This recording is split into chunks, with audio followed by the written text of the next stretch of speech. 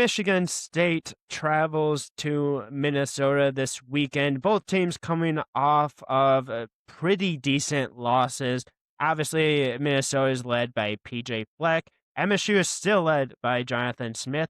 We will see if that continues after this weekend. 3:30 game, 3.5 point spread for Minnesota according to ESPN. 3 point spread according to FanDuel. All that kind of stuff, all fun. We're back. We're talking MSU football after a rough game against Michigan. How are you feeling, Liam, to be back on talking about more MSU football with Jonathan Smith still at the helm? You know what, man? I honestly can't even lie. I'm kind of good with it. I was not expecting a 3-point spread at all. No. And the fact that it's there gives me some excitement, honestly, because I guess the last time we saw a spread that close to being favorable for us was UCLA. But other than that, you got to go back to Youngstown. So I'm excited to see what they can do. And who knows what's going to go down with the coaching. So, I mean, you might as well just win the games with the guys you've got. So, and that's where I'm at right now. So, Hey, Joe that's, Rossi's going to be on the sideline too in this yeah. game, former Minnesota Oh, DC. well, I didn't even think of that. Yeah, you never know. And you just want it for the guys, if nothing else. If you don't want it for the coaching staff, that's fine. But the guys that wear the jersey and go to practice every day and study tables. And I actually ran into one of our wideouts today and told him to get a dub this weekend, and he said, I got you. So that'll be hopefully they come through with one. It would be good just to get one back in the win column. It would be good because we'd actually be smiling for the first time in quite a while. I can't remember the last time we came on one of these previews or recaps where we're like, let's have some fun. Let's talk about good things. But It's supposed to be UCLA. I was Preview. just going to say we're supposed to be I wasn't even fun. on though, was I? No, you weren't even on. Oh for yeah, UCLA. no, I haven't been on in a good mood since pregame USC. We were like, oh, we could keep it close. Yeah. Well, honestly, it's one of those crazy things that like you don't want to say you kind of forget what happened, but you kind of are like, hey, you know what happened last week happened. But hey, you know what? You and I are still going to be watching this MSU game. You and I are still going to be hoping for a win, and maybe there's a real possibility here. Now, I know that Minnesota, if you look at them overall, this is an offense for Minnesota that if you want to talk about a team that's struggling, Minnesota might be worse offensively than MSU is, at least statistically this year, which is amazing to say because MSU hasn't been good offensively for a while. And we don't necessarily know who's going to be the starting quarterback. I think it's going to be Aiden Childs. But one thing that we talked about last episode, it's going to be interesting to see how quick of a pull he gets if he performs poorly on the road in this game. Yeah, no. Yeah. I mean, it's one of those things that you'll never hear the coaches really talk about if they could avoid it. So, yeah, maybe he does have the quick leash. Maybe he doesn't start at all. Never know. I mean, in all reality, he's been hurt since Nebraska. Yeah. And so how fair is it to him? But at the end of the day, how fair is it to Alessio and the rest of the team to play a hurt quarterback if he is, a hurt and struggling quarterback? So, yeah, you never know. I mean, it'll be interesting to see how it goes in terms of quarterbacking and in terms of just moving the ball in general. I haven't watched a lot of Minnesota, admittedly, but I did watch basically all 60 minutes of that Nebraska game, and they dominated it on the D-line. So if there's one thing that could get Aiden out of the game quickly, I guess it could be a bunch of pressure coming from the D-line. Yeah, and this is a defense for Minnesota that gives up about 102 yards running the ball every single game. So MSU's probably going to struggle running the ball against this defense. Passing the ball has been a little bit more of a weakness for Minnesota. Now, there are a few guys defensively that I think MSU truly has to worry about, especially in the DB room. I think Corey Parrish is always going to be a guy that you're going to have to worry about. I don't think he's necessarily having the season that he probably expected to have. He's always going to be kind of a big name. I thought they would use him more offensively. He hasn't caught very many passes. So I would be interested to see if he sees a little bit of time there. But you have other guys that have truly contributed for this defense. You have Terry Brown and John Nestor. Both have 2 and 3 interceptions this year, respectively. So we will definitely see how MSU kind of attacks this secondary. Obviously, Aiden hasn't been very accurate as of recent, but he also really hasn't been making passes that have been interceptable, though, even though they haven't been very accurate outside of the basically the second pass of the game against Michigan. It'll be interesting to see how Aiden Childs plays and just how aggressive they are in this game, especially on the road, because I think the last time you can say Aiden performed well was at Indiana. Like, that was the last time they're on the road, and that's the last time he, quote unquote, performed well through accurate passes. Yeah, no, I think I I I'm not sure that Minnesota realizes that they're no longer the Big Ten East and West. They feel just like a classic Big Ten West team Yeah. that is gonna struggle to score, and they're gonna play some decent defense at the very least. So they've got guys on their D line. I mean, they've got Anthony Smith. He's already got 7 sacks this year, which feels like as an MSU fan, we haven't had a guy with 7 sacks since Shalik Calhoun or Kenny Willekes, I guess. But It's a long time, it seems like. yeah, and then they've got Carter Menz, who also has 4.5 sacks. So those two guys clearly have got to the quarterback at least a little bit. And we know how the state O line is. I mean, they struggle to prevent pressure, and aside for one run last week, they definitely struggled to open up holes in the running game. So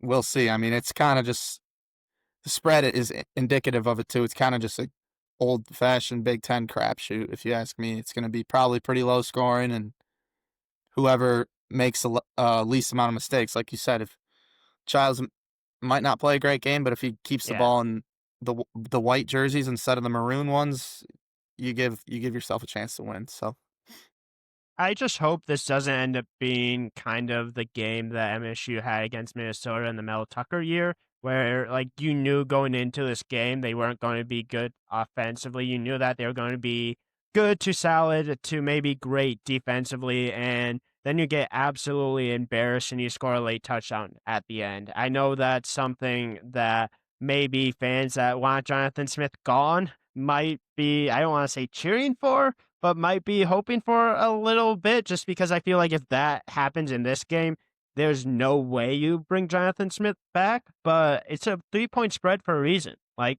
that's why ESPN has it the way it is. I think it's going to be a close competitive game.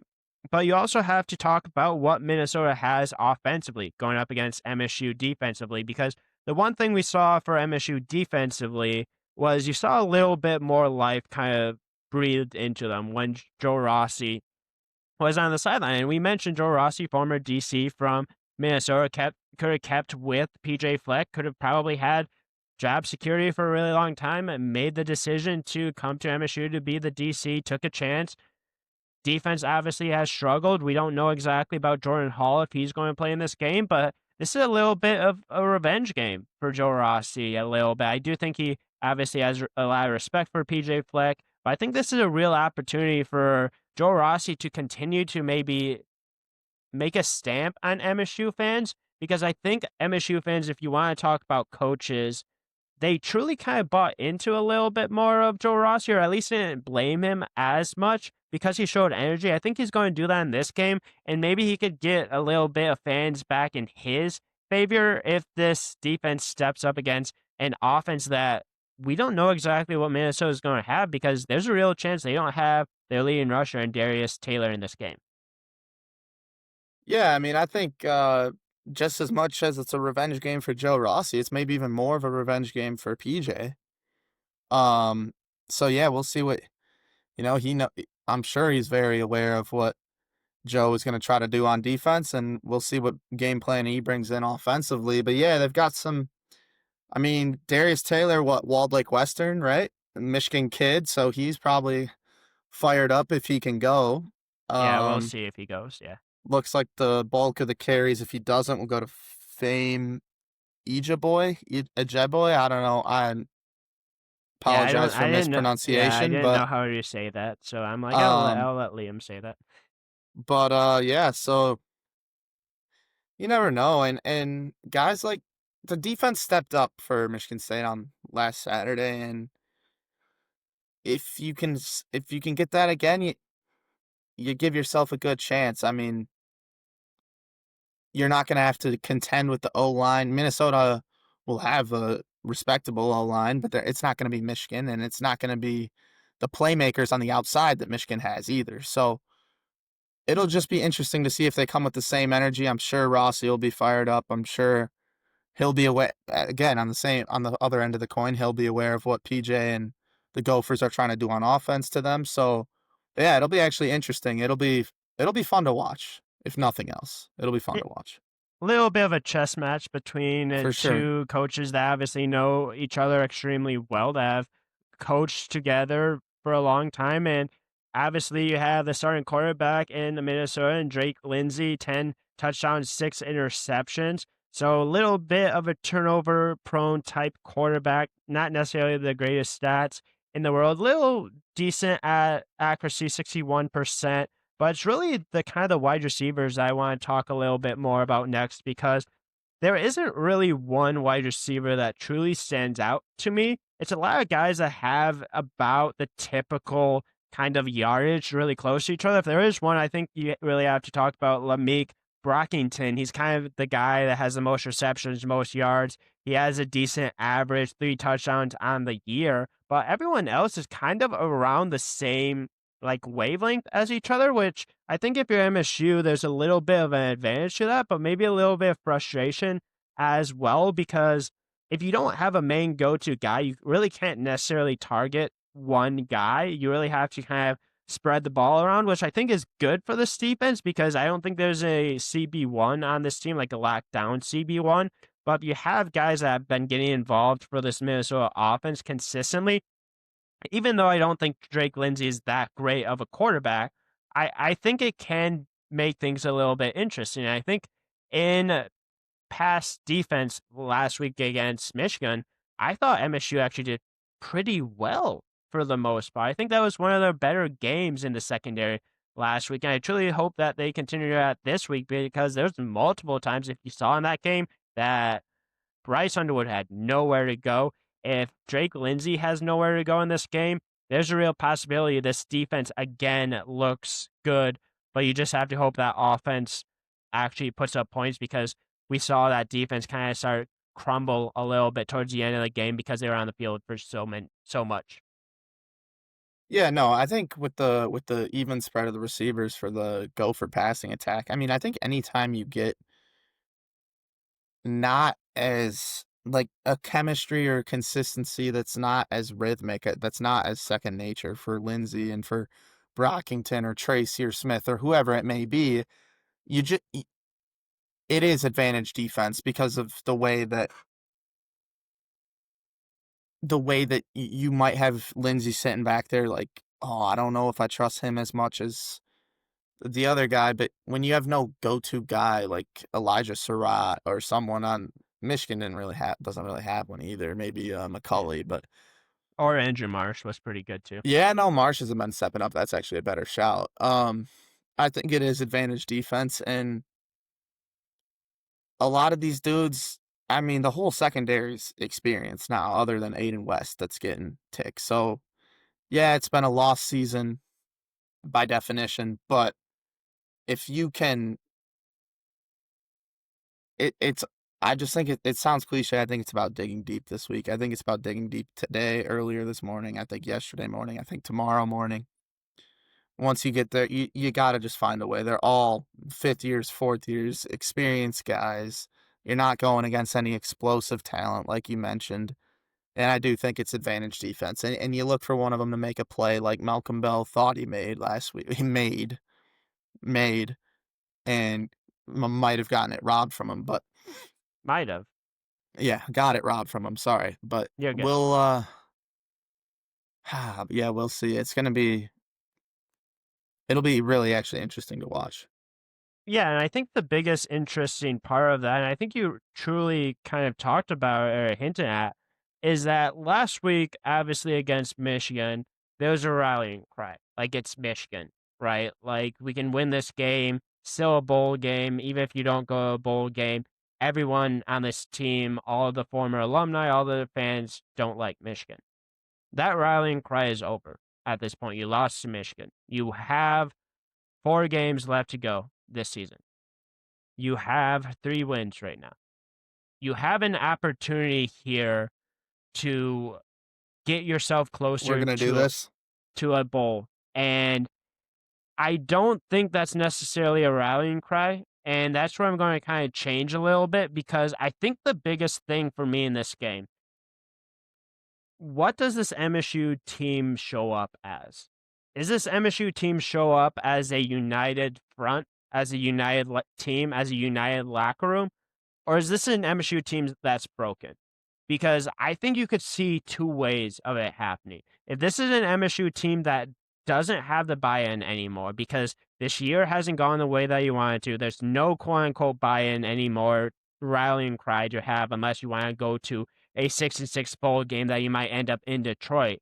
It's going to be about what this culture has. And people want to talk about this culture that Jonathan Smith has built of belief. They can talk about him showing no emotion, but they can talk about culture. And it's going to truly be about what is this culture at MSU like? If they come out and they work hard and they put out effort, we'll see that culture. If they've given up, we will know really quickly. And I feel like that's one of the 2 biggest things that I want to find out in this game. Is MSU going to fight these last 4 games, or is MSU done? Yeah, I think I I agree with you. I think if they have any respect for Smith, I mean, they're gonna fight. Like if these dudes like Smith and are fans of him for bringing him in there and getting them their paycheck in the modern era. I mean, but yeah, I agree. We'll know quickly what it is. I think the rallying cry, honestly, like you said, I don't think they really. There's not really I one hate anymore. I hate to say they don't care about a bowl. I don't really think they do. I mean, honestly, but I think it's the Joe Rossi. I think that's honestly the rallying cry is that hey, Joe left PJ to come be with you boys, and it hasn't gone well for anyone. So we might as well make Joe feel a little bit better about his decision this weekend. Like I'm Yeah. being entirely serious. It sounds like a joke, but I'm being entirely serious. So I think I mean it's about to be game number 9. We've said about all we can on the state of the team and how they're gonna have to they're gonna have to play. I mean, the offense is gonna have to show up. I'd love to. I've said this, I think, in maybe 5 of the 7 or 8 previews I've been on. I would love to see them try to get Omari Kelly and Krishan McCray involved early, not when Alessio Milivojevic comes in the game with 2 minutes left. I'd love to see them get Michael Masunis back involved. He hasn't done what he was doing earlier. I mean, no one on the offense has, but you love to see some offense, and then you'd love to see grit out of the defense. And Rossi being on the sideline clearly helped. I actually do believe that helped, and you need it to carry over into this week, and then you need somebody to step up and make a play. I haven't seen is Jordan Hall playing? That's what I was saying earlier. I don't They probably necessarily haven't know if touched. he's Yeah, playing. they probably haven't covered it. So No. Jordan Hall, Wayne Matthews. I mean, Quindarius done against someone, dude. Just someone. Make a play like you did last week. Got it robbed from you. Do it again this week. It won't get robbed because they're not wearing a winged helmet. So I think you gotta just, yeah, man. I don't know. I feel like I'm just repeating myself, but make a play on special teams if you have to. Omari, rip another one like you did against Youngstown, or so. I mean, let's not fair catch the kickoffs every time because our offense is that good. We might as well see if we can rip a kick return with ETT or Krishan. So Yeah. something's got to give for State to win a game, and Yeah. Someone be someone, right? exactly. Somebody be someone. Just step up, make the play, change the game, rally around this team, and yeah, we'll find out pretty quickly in this game if that's going to happen. I do want to ask one quick question though before we kind of wrap up with last thoughts. Going into this game, if you're a fan of both of these teams, which coach do you trust more to win this game? Do you trust Jonathan Smith to get this thing right, or do you trust PJ Fleck to get this right? I think if anyone answers with Jonathan Smith, um, They haven't watched MSU.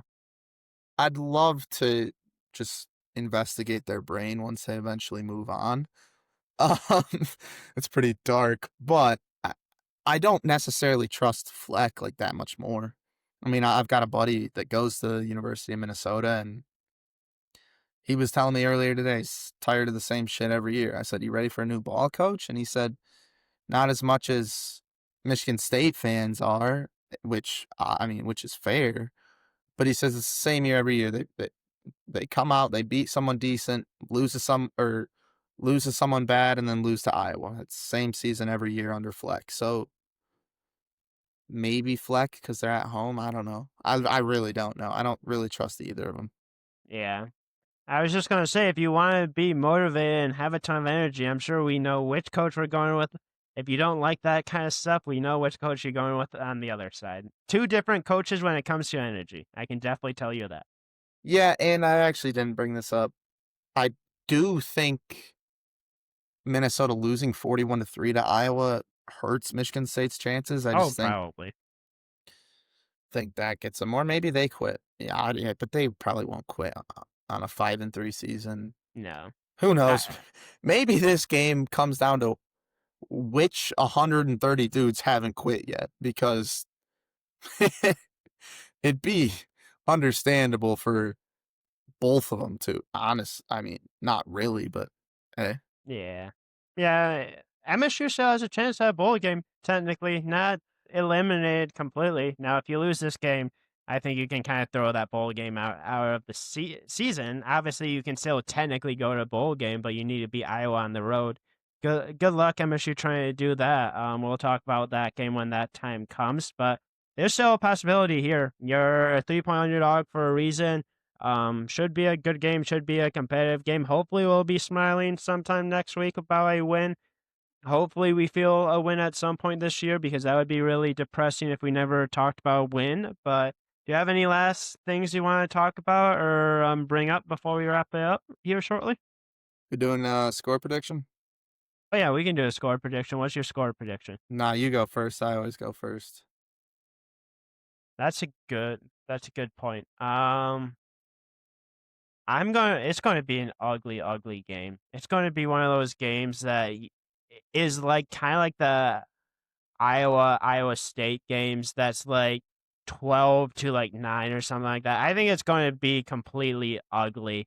I think we might get something like 17 to like 13 or some sort of like ugly game where it's just like truly Big Ten football is back, and you have like 10 punts in this game. It's going to truly be one of the most frustrating things. And for some reason, MSU is going to win. I'm going to pick MSU. If they lose this game, I might not pick MSU again, to be completely honest with you. But 17-13, MSU wins in one of the ugliest football games you've ever seen in your life.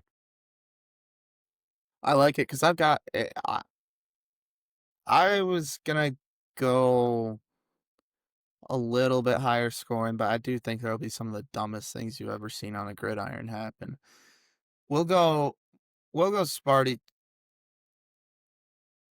Can we score 27 points? When's the last time we've scored 27 points? Youngstown? No, Nebraska? Nah, we got Nebraska. it against Nebraska. Did we Give get me in against? 27-24. Let's do it. Okay. You know what? Maybe Connington walks us off. Maybe. That's just why not? You think Smith kicks the field goal with Connington in this game? Maybe Eckley comes back out for a field goal. we'll do that Yeah, again. you never know, but I like that prediction. Hopefully, hopefully you were smiling after this game, but this might Let's be the get a last fake game. punt. Let's do something. Let's dude, give me something before you get fired. Let's do a fake field goal like he Fake did field goal. against Why not? when he was at Oregon State. He did that fake field goal that made a lot of those fans upset. So why not do a fake field goal at the end of the half and surprise everyone? Let's do it. I'm with it. Let's do it. But yeah, this might be the last time we pick MSU. Maybe we pick against MSU or with MSU against Maryland. Probably. I don't necessarily know. But hey, we'll talk about that when the time comes. But thank you for everyone for tuning in to this preview. Hopefully you enjoyed it. If you did, make sure to leave a like, subscribe, comment, all that kind of stuff. Even if you didn't, make sure to do the same thing as well. Or tell us in the comments of how right or how stupid we are in our thoughts and having Michigan State win. But thanks for joining, Liam, and we'll be back for the recap. Yeah, thanks for having me, man. Let's go. Go green. Absolutely.